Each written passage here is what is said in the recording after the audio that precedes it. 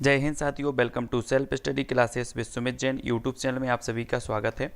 दोस्तों, आज के इस वीडियो में हम पढ़ने वाले हैं हिंदी के कुछ महत्वपूर्ण प्रश्नों के बारे में। ठीक है, तो सभी लोग वीडियो को लाइक करेंगे और वीडियो को शेयर भी करना है और आपको 4 विकल्प के माध्यम से अपना उत्तर भी बताना है। जो भी साथी नए हैं वो चैनल को सब्सक्राइब कर लें और वीडियो को लाइक कर दें। ठीक है, और बेल आइकन को जरूर दबाएं। बेल आइकन को दबा करके उसमें ऑल पर क्लिक करना है। ठीक है, तो स्टार्ट करेंगे दोस्तों आज का ये वीडियो। सबसे पहला जो आपका प्रश्न है वो है कि बिनु पग चले सुने बिनु काना, कर बिनु कर्म करे विधि नाना। उपर्युक्त पंक्तियों में कौन सा अलंकार है?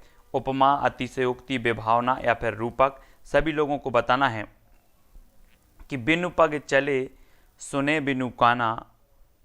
जल्दी से बताएंगे सभी लोग, आंसर क्या हो जाएगा आपका?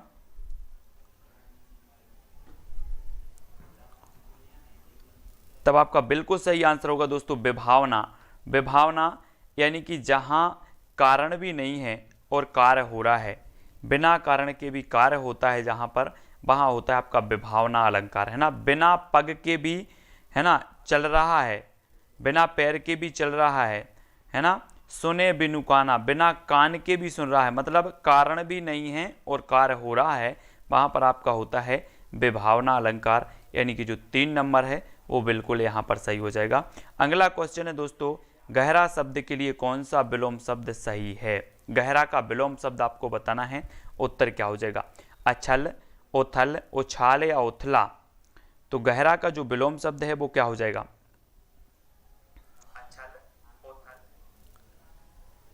सभी लोगों को बताना है गहरा का जो विलोम शब्द होगा वो क्या होगा। गहरा शब्द के लिए विलोम शब्द यहां पर आपका क्या हो जाएगा? प्रश्न क्रमांक 2 का आंसर तो उत्तरा उथला हो जाएगा, है ना। यानी कि जो विकल्प नंबर आपका 4 है वो सही होगा। गहरा का हो जाएगा उथला, 4 नंबर। ठीक है, नेक्स्ट देख लेते हैं दोस्तों, जिसका कभी शत्रु पैदा ही नहीं हो के लिए प्रयुक्त होने वाला शब्द क्या है? स्कंदगुप्त, अजात शत्रु, अजानुबाहु या फिर अजय। जिसका कभी शत्रु पैदा ही ना हुआ हो उसके लिए एक शब्द कौन सा है? प्रश्न क्रमांक 3 का आंसर यहां पर बताना है हमें।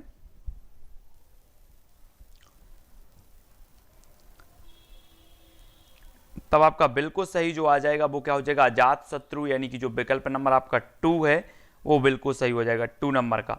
ठीक है, नेक्स्ट नीचे दिए गए विकल्पों में से हस्तक्षेप का शुद्ध रूप लिखना है दोस्तों। हस्ताक्षेप का शुद्ध रूप क्या हो जाएगा? हस्ताक्षेप, हस्त आक्षेप, हस्ताक्षेप या फिर हस्तक्षेप।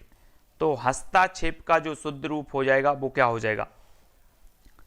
प्रश्न क्रमांक 4 और उत्तर आपको बताना है 4 विकल्पों में से।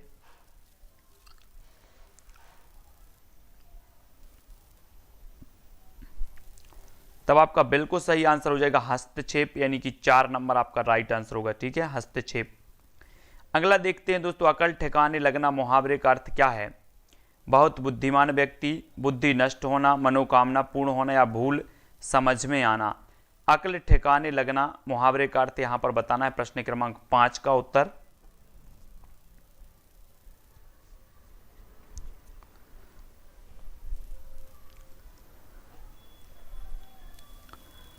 तो बिल्कुल राइट आंसर हो जाएगा क्या? भूल समझ में आना। भूल समझ में आना यानी कि जो विकल्प नंबर आपका 4 है वो सही हो जाएगा। अकल ठिकाने लगना यानी कि भूल समझ में आना। नेक्स्ट बात है, लुटेरा में प्रत्यय है बताइए। ई, आ, एरा या आरा। तो लुटेरा में कौन सा प्रत्यय है? लुटेरा में सभी लोग प्रत्यय बताएंगे। प्रत्यय क्या हो जाएगा लुटेरा में? लुटेरा में हमें प्रत्यय बताना है तो क्या हो जाएगा?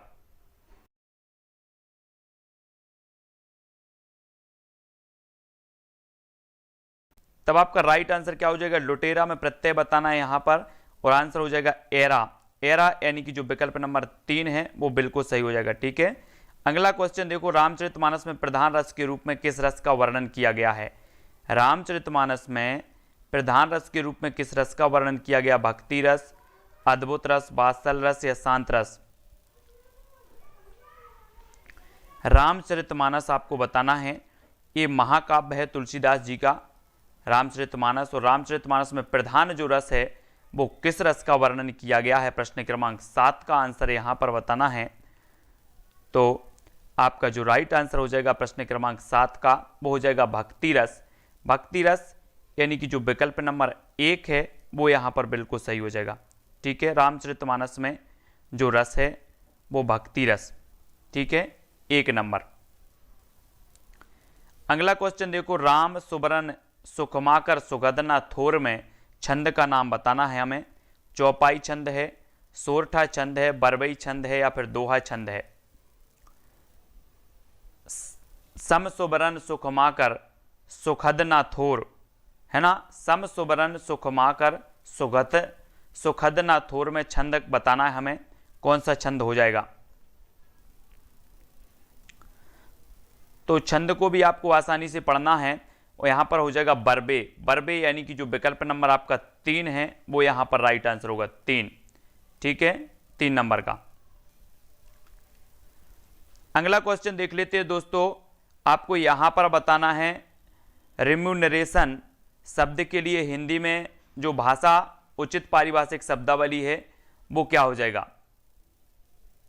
शेष धन, पारिश्रमिक, नवीनीकरण या फिर गुजारा भत्ता। इस प्रकार के पारिभाषिक शब्द भी पूछे जाते हैं, है ना। तब आपको राइट आंसर बताना है। 4 विकल्प हैं हमारे सामने।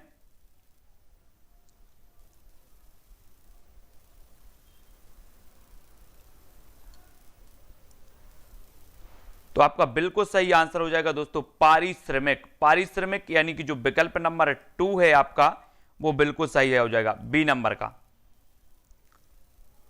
ठीक है, अगला देखो, निम्नलिखित में से सरवरी का पर्यायवाची शब्द कौन सा है? सरवरी का कोपल है, कमल है, रात है या फिर अग्नि है? सरवरी का पर्यायवाची शब्द बताना है।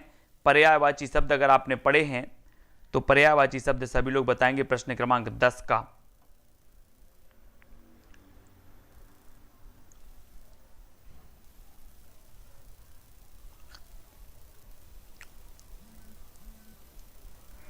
तो आपका राइट आंसर होगा क्या? रात। सरवरी का पर्यायवाची होता है दोस्तों रात, यानी कि जो 3 नंबर है आपका वो बिल्कुल सही हो जाएगा। ठीक है, सरवरी का पर्यायवाची अगर आपसे पूछा जाता है तो रात इसका हो जाएगा, सी नंबर। अगला क्वेश्चन देख लेते हैं दोस्तों। अगला जो आपका क्वेश्चन हो जाएगा, कम उपसर्ग से बना शब्द कौन सा है? कामकाज, कमजोर, कामचोर या फिर कामगार? तो कम उपसर्ग से बना शब्द यहां पर हमें बताना है।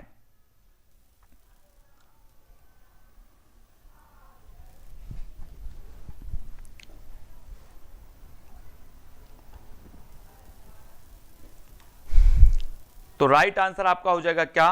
कमजोर। कम और जोर है ना, तो इसमें कम जो हो जाएगा उपसर्ग हो जाएगा, तो कम उपसर्ग से बना जो शब्द है वो कमजोर है, 2 नंबर। अगला क्वेश्चन यहां पर देखते हैं, क्या हुई बावली अर्धरात्रि को चीखी कोकिल बोले, तो उपयुक्त उदाहरण किस अलंकार को दर्शाता है? क्या हुई बावली अर्धरात्रि को चीखी कोकिल बोले, तो उपयुक्त उदाहरण आपको बताना है बीभत्स, उपमा, मानवीकरण या फिर कोई नहीं।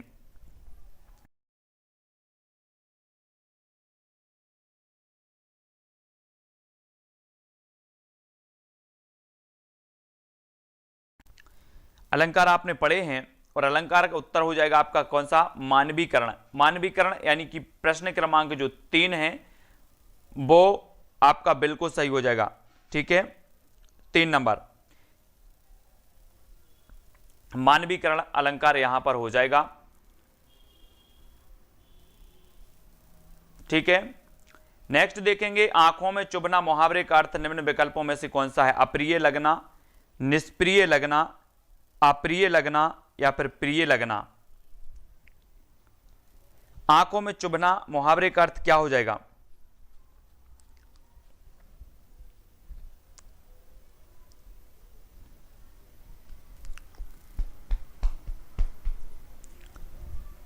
तब आपका बिल्कुल सही आंसर होगा अप्रिय लगना, यानी कि जो विकल्प नंबर आपका 3 है वो सही हो जाएगा। ठीक है, अप्रिय लगना यानी कि आंखों में चुभना। नेक्स्ट बात कर लेते हैं दोस्तों, किनारा के लिए सही पर्यायवाची वाले शब्दों की पंक्ति को चुनिए। किनारा, तट, तीर, कगार, तट, तर, कगार, तट, तीर, कगर, तट, तीर या फिर कगार। तो किनारा के लिए सही पर्यायवाची शब्दों को हमें चुनना है। प्रश्न क्रमांक 4।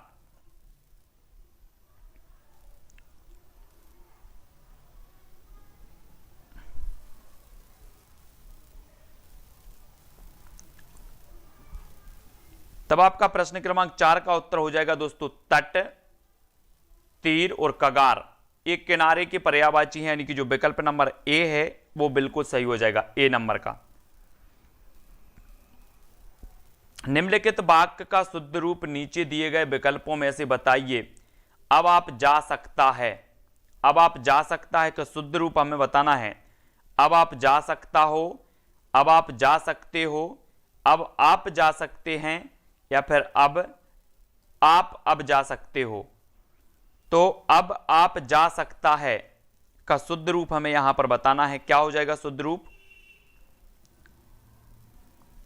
प्रश्न क्रमांक 5 का उत्तर है दोस्तों अब आप जा सकते हैं। अब आप जा सकते हैं यानी कि जो विकल्प नंबर 3 है वो सही हो जाएगा, 3 नंबर। अगला देख लेते, प्रत्यक्ष का निम्न में से कौन सा सही विलोम शब्द है? प्रत्यक्ष का बताना है। परोक्ष, परोक्ष, परोच्चा या फिर परोच्च। कौन सा सही विलोम शब्द है प्रत्यक्ष का? प्रत्यक्ष का विलोम शब्द बताना है आपको। क्या हो जाएगा सही उत्तर?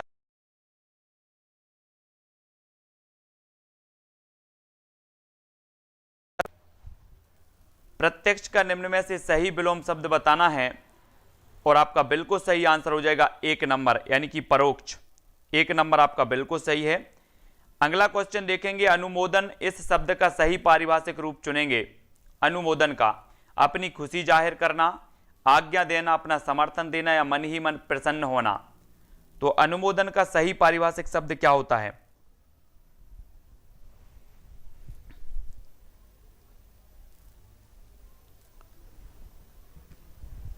तब आपका बिल्कुल सही आंसर होगा अपना समर्थन देना, यानी कि जो विकल्प नंबर 3 है वो सही है ना। अनुमोदन का अर्थ होता है अपना समर्थन देना, 3 नंबर। अगला क्वेश्चन देखो, अकाल पीड़ित का सही सामासिक विग्रह निम्न में से कौन सा है? अकाल से पीड़ित, अकाल के लिए पीड़ित, अकाल का पीड़ित या अकाल पर पीड़ित। अकाल पीड़ित का सही सामासिक विग्रह यहां पर बताना है आपको।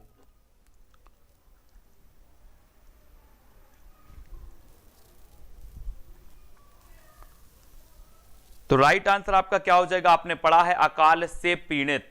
अकाल से पीड़ित यानी कि जो विकल्प नंबर 1 है वो सही हो जाएगा, है ना, करण तत्पुरुष।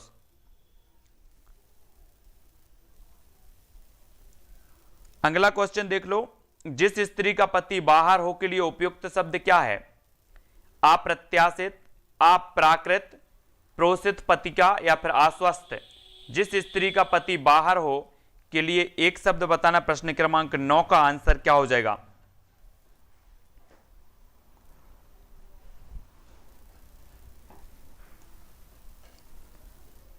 तो बिल्कुल सही आंसर हो जाएगा दोस्तों प्रोषित पतिका। प्रोषित पतिका यानी कि जो 3 नंबर है वो यहां पर सही होगा, प्रोषित पतिका। ठीक है, 3।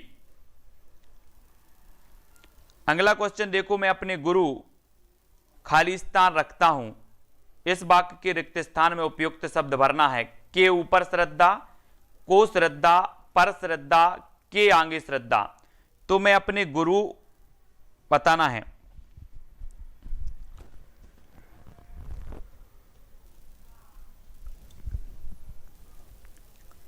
तब आपका बिल्कुल राइट आंसर होगा मैं अपने गुरु पर श्रद्धा रखता हूं, यानी कि जो 3 नंबर है वो बिल्कुल यहां पर सही हो जाएगा। ठीक है, 3 नंबर। अगला क्वेश्चन देखते हैं दोस्तों, जिसके सिर पर चंद्रमा हो के लिए शब्द निम्न में से कौन सा है जिसके ऊपर चंद्रमा हो? चंद्रसर, चक्रपाणी, चंद्रशेखर या फिर सरचंद? जिसके ऊपर चंद्रमा हो के लिए एक शब्द हमें बताना है, प्रश्न क्रमांक 1 का आंसर। तो आंसर आपका हो जाएगा चंद्रशेखर। चंद्रशेखर यानी कि जो विकल्प नंबर 1 है वो सही होगा, है ना। शिव जी के ऊपर आपने देखा होगा चंद्र है, इस प्रकार से चंद्र है ना, और इन्हें चंद्रशेखर भी कहा जाता है। तो 3 नंबर यहां पर बिल्कुल सही होगा। विकल्पों में दिए गए शब्दों में ईला प्रत्यय नहीं है, तो किसमें नहीं है? चमकीला, जहरीला, विषैला या पथरीला। तो ईला प्रत्यय किसमें नहीं है, यहां पर आपको बताना है। प्रश्न क्रमांक 2 का आंसर।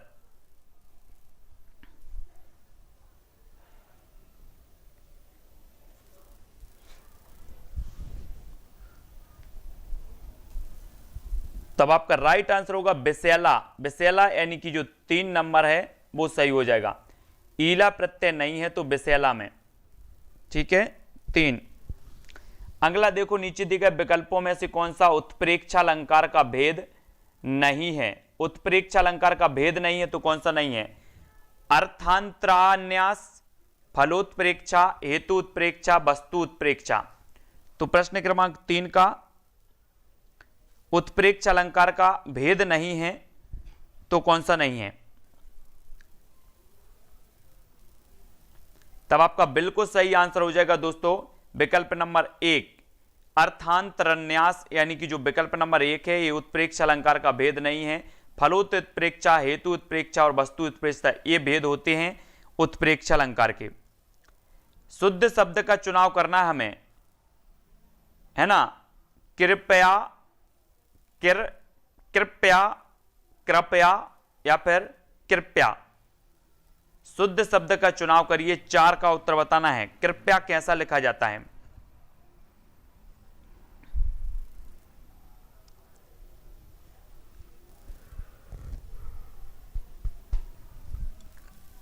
तो बिल्कुल सही आंसर हो जाएगा दोस्तों आपका विकल्प नंबर 3, कृपया, है ना। 3 नंबर बिल्कुल सही होगा, कृपया, ठीक है। शुद्ध शब्द जो होगा वो कृपया। अगला क्वेश्चन देख लेते हैं। उपकार शब्द का विलोम क्या है? उपकार का नेकी, प्रत्युपकार, परोपकार या अपकार। उपकार शब्द का विलोम बताना है।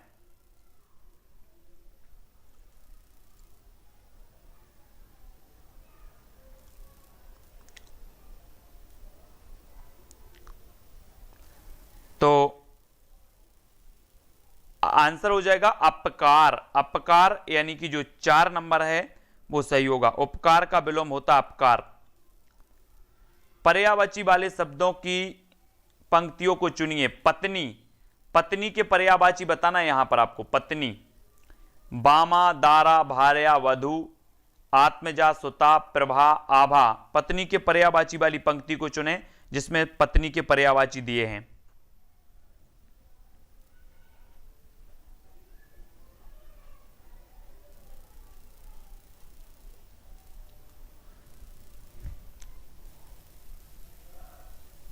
तो आपका बिल्कुल सही आंसर हो जाएगा दोस्तों बामा, दारा, भार्या और वधु, यानी कि जो विकल्प नंबर 1 है वो सही हो जाएगा।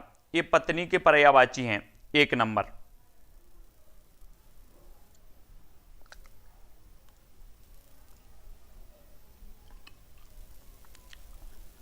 अगला क्वेश्चन देखो, अर्पिता पिता की संतान थी। इस वाक्य के रिक्त स्थान में उपयुक्त शब्द बताना है आपको। अर्पिता पिता की संतान थी। इकलौती, एकल, अकेला, एकमात्र। प्रश्न क्रमांक 7 का उत्तर बताना। अर्पिता पिता की इकलौती खालिस्तान संतान थी।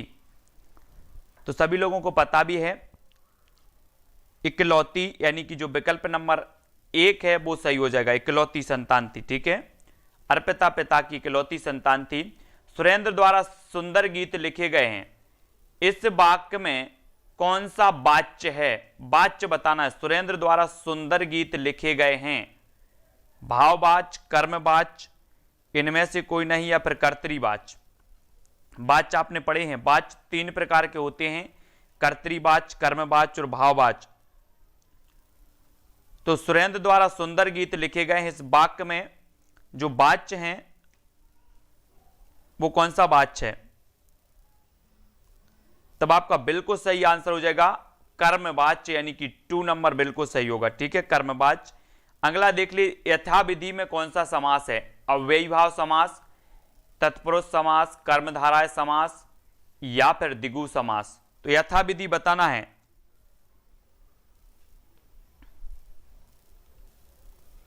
यथाविधि में कौन सा समास है? 9 का उत्तर बताएंगे सभी लोग।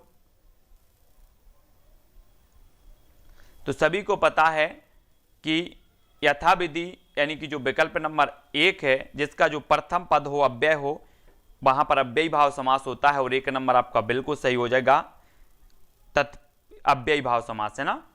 नेक्स्ट बात करेंगे, उल्टी गंगा बहाना मुहावरे का अर्थ क्या है?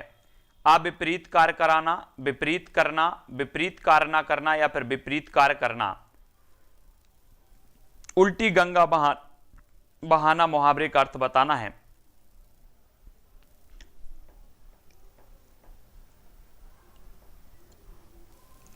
प्रश्न क्रमांक 10 का आंसर हो जाएगा दोस्तों विपरीत कार्य करना, यानी कि जो विकल्प नंबर आपका 4 है विपरीत कार्य करना, तो 4 नंबर बिल्कुल सही हो जाएगा। उल्टी गंगा बहाने का अर्थ होता है विपरीत कार्य करना। ठीक है, अगला क्वेश्चन आपको बताना है दोस्तों, आ उपसर्ग से बना शब्द है, अपमान, आर्थिक, कथक या फिर अर्थक। आ उपसर्ग से बना शब्द बताना है। प्रश्न क्रमांक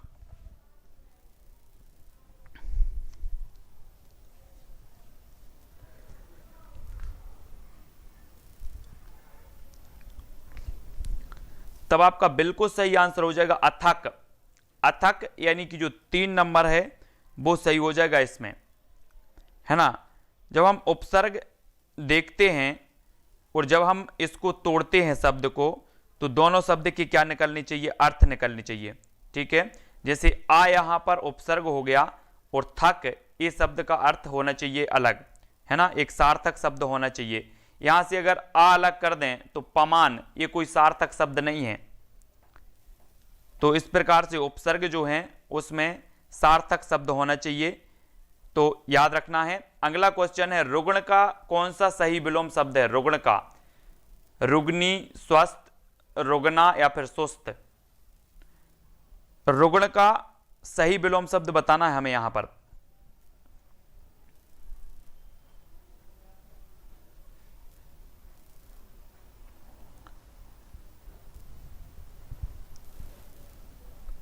तो रुग्ण कहा जाता है दोस्तों रोगी को, है ना। तो इसका विलोम शब्द हो जाएगा क्या? स्वस्थ, यानी कि जो विकल्प नंबर 2 है वो सही हो जाएगा। रुग्ण का विलोम होता है स्वस्थ। अगला देख लो, हो सकता है राम का काम बन जाए। ये जो वाक्य है वो कैसा है? हो सकता है राम का काम बन जाए। प्रश्नवाचक, आज्ञावाचक, संदेहवाचक या फिर निषेधवाचक। हो सकता है राम का काम बन जाए। तब आपका बिल्कुल जो सही आंसर हो जाएगा कि यहां पर पहले से ही क्या प्रकट किया जा रहा है? संदेह। संदेह यानी कि 3 नंबर। नेक्स्ट बात कर लेते हैं दोस्तों, जो कानून के अनुसार ना हो के लिए एक शब्द कौन सा होगा? जो कानून के अनुसार ना हो, अंधाधुंध, अवैध, कानूनन या फिर अवैतनिक। जो कानून के अनुसार ना हो वो क्या कहलाएगा?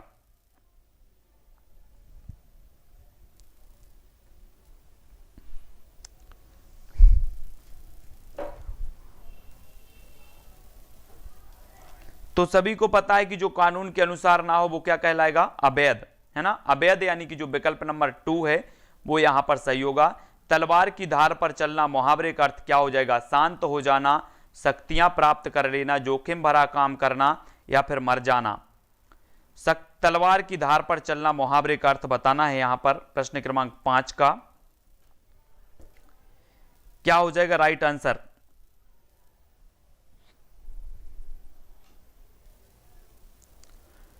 तो बिल्कुल सही आंसर है जोखिम भरा काम करना, यानी कि 3 नंबर। ठीक है, तलवार की धार पर चलना यानी जोखिम भरा कार्य करना।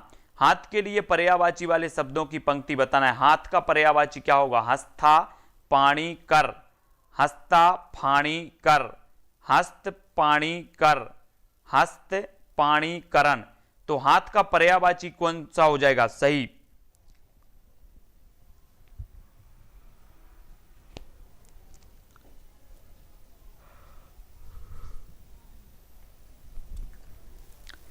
तब आपका बिल्कुल सही आंसर हो जाएगा क्या? हस्त पाणी और कर, है ना। ये आपका 3 नंबर बिल्कुल सही हो जाएगा, हाथ का पर्यायवाची। अगला क्वेश्चन देख लेते दोस्तों। मुख बाल रवि सम लाल, पंक्ति में अलंकार कौन सा है? मुख बाल रवि सम लाल,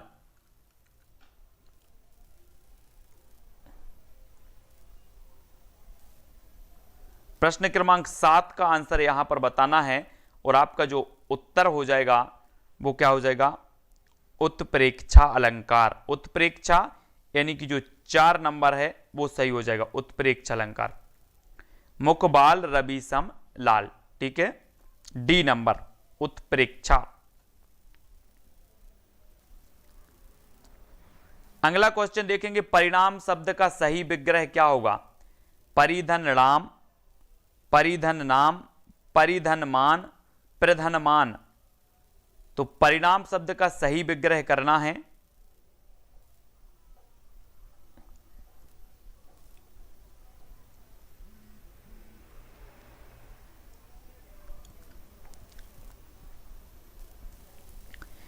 तब आपका प्रश्न क्रमांक 8 का बिल्कुल सही आंसर क्या होगा? यहां पर परिधन नाम यानी कि जो विकल्प नंबर 2 है वो सही हो जाएगा। राम नहीं आएगा, राम नहीं आएगा, परिधन नाम आएगा, ठीक है, 2 नंबर।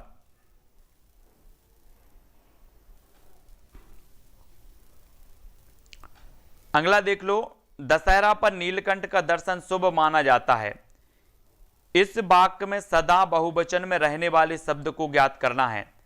यहां पर आपको बताना है कि कौन सा शब्द ऐसा है जो सदा बहुवचन में प्रयोग किया जाता है।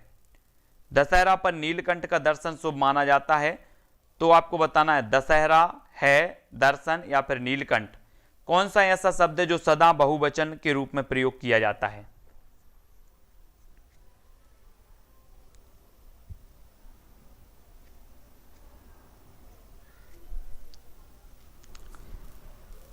तब आपका बिल्कुल सही आंसर है दोस्तों दर्शन। दर्शन शब्द ऐसा शब्द है जो सदा ही बहुवचन के रूप में प्रयोग किया जाता है, ठीक है। तो याद रख लेना, जैसे आंसू है, जैसे हस्ताक्षर है, ठीक है, जैसे है ना प्राण है, ये सभी शब्द जो है ये बहुवचन के रूप में जो है प्रयोग होते हैं सदा, तो इनको याद रखना है। अगला देखेंगे, भारत का अतीत खालिस्तान था, गौरवपूर्ण था, गरिमापूर्ण था, गरिमामयी था या गौरवान्वित था। भारत का अतीत कैसा था?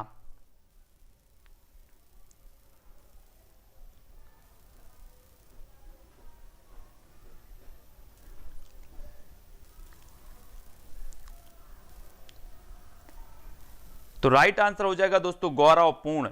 भारत का जो अतीत था वो कैसा था? गौरवपूर्ण था। ए नंबर आपका यहां पर बिल्कुल सही होगा, ए नंबर, ठीक है। अगला क्वेश्चन देखते हैं दोस्तों, शांत रस का स्थायी भाव बताना है हमें। क्रोध है, उत्साह, निर्वेद या फिर रति। शांत रस का स्थायी भाव क्या हो जाएगा?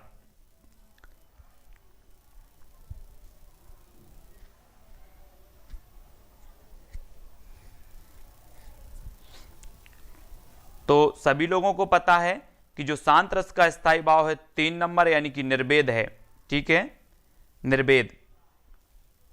पीपर पात सरस मन डोला में कौन सा अलंकार है? उपमा, श्लेष, अनुप्रास या उत्प्रेक्षा। पीपर पात सरस मन डोला में हमें अलंकार बताना है।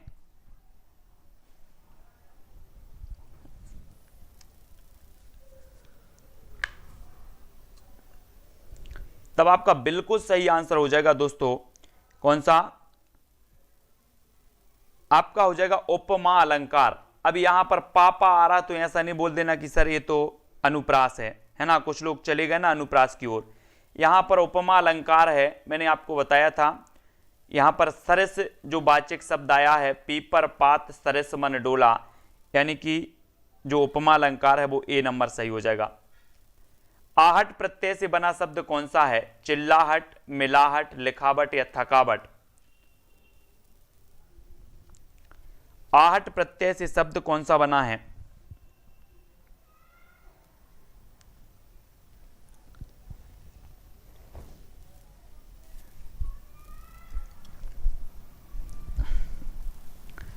तब आपका बिल्कुल सही आंसर होगा दोस्तों चिल्लाहट। चिल्लाहट यानी कि एक नंबर। आहट प्रत्यय से जो बना शब्द है वो है चिल्लाहट, और एक नंबर आपका बिल्कुल सही होगा। अगला है नीचे दिए गए विकल्पों में से सशंकित का शुद्ध रूप कौन सा है, सशंक, सशंक, साशंक या फिर शशांक। सशंकित का शुद्ध रूप क्या हो जाएगा,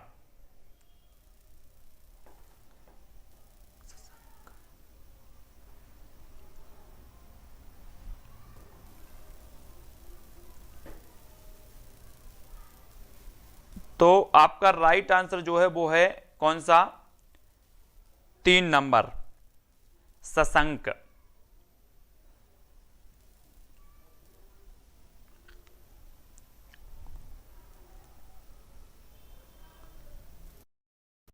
ठीक है, सशंक आपका बिल्कुल सही होगा 3 नंबर। नेत्रों को अच्छा लगने वाला के लिए एक शब्द क्या है, नयनाभिराम, कर्णप्रिय, त्याज या फिर नयन सुख। नेत्रों को अच्छे लगने वाला,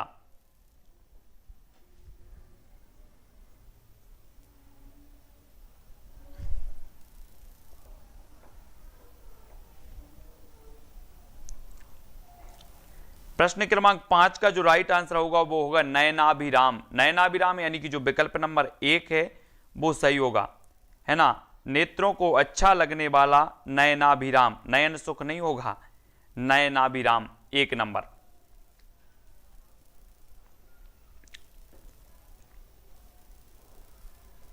अगला क्वेश्चन है निम्न में से अधिक शब्द के लिए कौन सा सही विलोम होगा, अधिक के लिए नॉन, नॉन, न्यून या फिर नून। अधिक के लिए विलोम शब्द बताना है यहां पर, अधिक।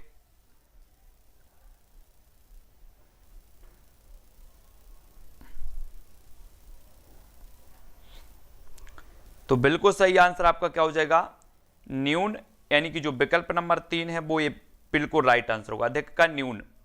चिड़िया आकाश में उड़ रही है, इस वाक्य में प्रयुक्त क्रिया बताना है आपको,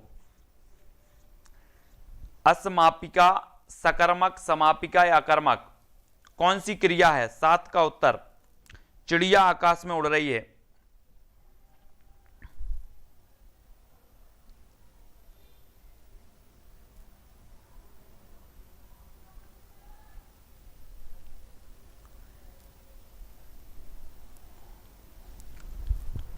तब आपका बिल्कुल सही आंसर होगा दोस्तों अकर्मक। अकर्मक यानी कि 4 नंबर जो है वो बिल्कुल सही हो जाएगा। ठीक है, एक इसका ट्रिक है क्या पहचानने की, क्रिया पहचानने की, किसे या फिर क्या।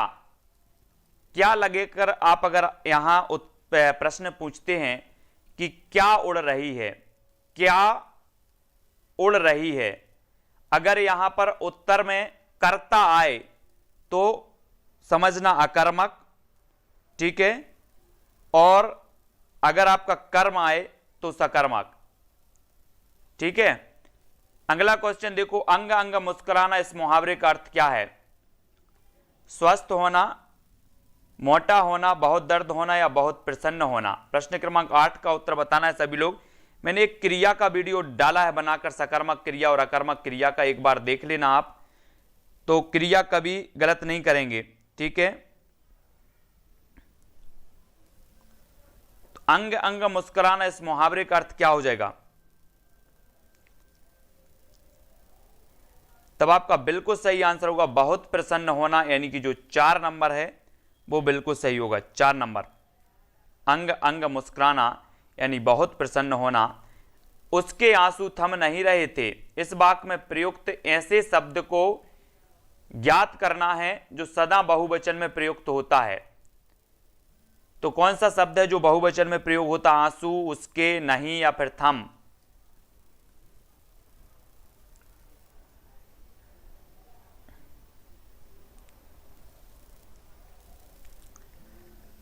तो बिल्कुल सही जो आंसर आपका हो जाएगा वो क्या हो जाएगा दोस्तों?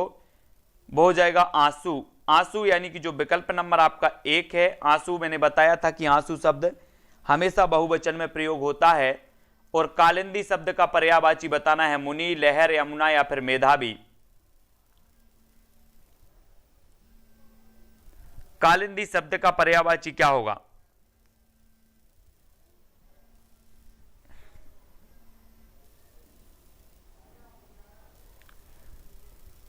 तब आपका बिल्कुल सही आंसर होगा कालिंदी का पर्यायवाची होता है यमुना, यानी कि जो 3 नंबर है वो सही है। ठीक है, कालिंदी का पर्यायवाची यमुना होता है।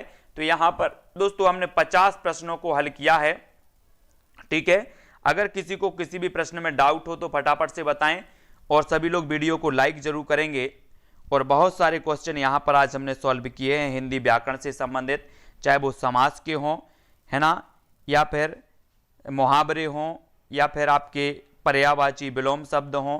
बहुत सारे क्वेश्चन किए हैं राहुल यादव जी, पूजा जी, और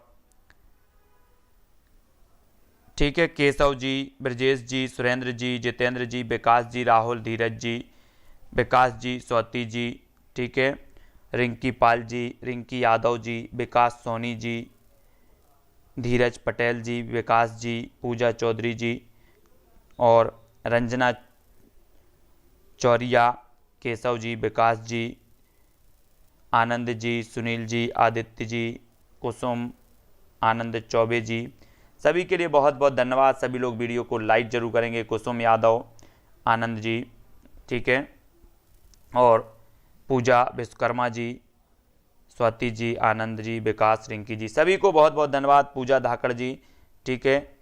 अलंकार वाली वीडियो प्लेलिस्ट में है अलंकार वाली वीडियो, अलंकार वाली और छंद वाली भी, ठीक है। राहुल, सुलेखा, विकास, स्वाति जी, और लखन जी, सूरज, पूजा जी, विकास जी, राजेंद्र जी, सीमा जी, सभी को धन्यवाद। सभी लोग वीडियो को लाइक जरूर करेंगे। 9 बजे अपनी रोज होती है हिंदी की क्लास, ठीक है।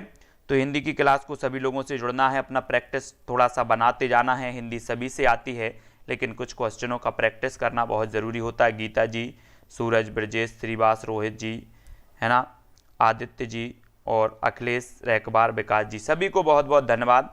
सभी लोग वीडियो को लाइक करेंगे, शेयर करेंगे। शाम को 6:30 बजे आपकी होती है ना, स्वाति जी, पर्यावरण की क्लास। 7:30 बजे बाल विकास की होती है। 2:30 बजे हम शिक्षा शास्त्र से संबंधित पढ़ लेते हैं, ठीक है। और 9 बजे हिंदी की क्लास होती है। और 8 बजे जब भी मुझे टाइम मिलता है तो 8 बजे एक वीडियो मैं बना के डाल देता हूं आपको, तो वो भी आप लोग देख लिया करें इसी प्रकार से। और प्ले लिस्ट में जाकर के जरूर देखें, प्ले लिस्ट में जाकर के आपके लिए बहुत ही उपयोगी वीडियो हैं। आप सेल्फ स्टडी क्लासेस जो चैनल दिख रहा होगा उस पर क्लिक करेंगे, सेल्फ स्टडी क्लासेस, और ऊपर जैसे ही आप क्लिक करेंगे ऊपर चैनल खुलेगा, ऊपर प्लेलिस्ट दिया होगा, प्लेलिस्ट पर क्लिक करेंगे तो प्लेलिस्ट पूरी की पूरी प्लेलिस्ट आपको मिल जाएगी, ठीक है। तो आज के लिए बस इतना ही। अंगराज जी, पंकज जी, लखन जी, सुलेखा जी, विकास जी, सभी के लिए बहुत बहुत धन्यवाद, ठीक है। जय हिंद। रवि भी आ गए हैं, रवि जी, है ना। हिंदी की क्लास अपन चालू करेंगे हिंदी साहित्य की, थोड़ा सा और रुक जाएं। रवि जी, स्वाति जी, ठीक है, स्वाति सिंगला, राहुल यादव जी और ब्रजेश जी, है ना। तो हिंदी साहित्य की अपन क्लास फिर से चालू करेंगे, और थोड़ा सा रुक जाए, मैं आपको बता दूंगा। तो आज के वीडियो के लिए बस इतना ही। जय हिंद।